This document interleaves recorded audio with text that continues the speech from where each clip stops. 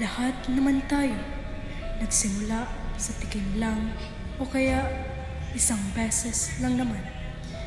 Pero paano kung yung simpleng pampalipas oras mo, dahan-dahan na palang sumisira sa buhay mo? Sa loob ng 4 na minuto, pag-usapan natin kung bakit mahirap takasan ang bisyong kapag nakakabit na ito sa iyo. Sa ikalawang nobela na inilimbag ng ating bayani na si Jose Rizal, sa ika-28 nitong kabanata, ipinakita ang labis na pagkaadik at pagkalulong ni Kapitan Tiago sa apyan, isang iligal na droga noon. At sa ika-11 kabanata, ipinakita ang bisyong paninigarilyo ng mga praile at kung paano ito nakasalaysay sa sugal at naging basihan ng kapalaran ng bayan. Hanggang ngayon, malaking suliranin pa rin ang droga. Ayon sa DBB, mahigit kumulang 1.67 million ang gumagamit ng illegal na droga ngayon sa Pilipinas. Patunay na hindi pa rin tapos ang laban kontra droga.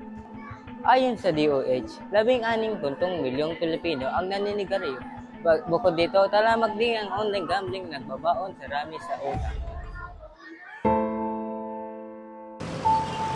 Ang estado sa paninigarilyo at paggamit ng tabako.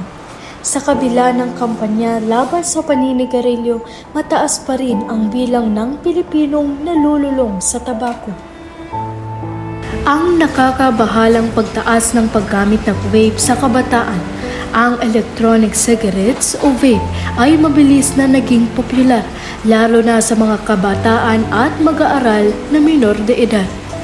Ang sitwasyon naman ng iligal na droga sa bansa, ayon sa mga huling ulat mula sa gobyerno, patuloy ang kumpanya upang sugpuin ang paggamit at pagkalat ng ipinagbabawal na gamot.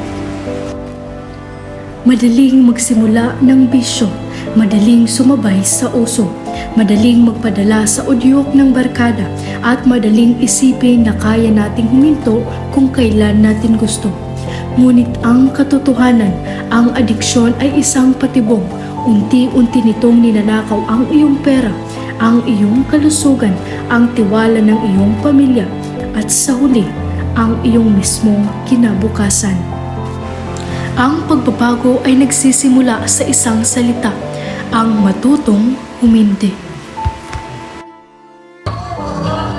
Hindi natin binabago ang ating buhay hanggat hindi natin binabago ang ginagawa natin araw-araw. Hihintayin ba natin na sirain tayo ng bisyong walang magandang naidudulot, kundi perwisyo lamang sa buhay?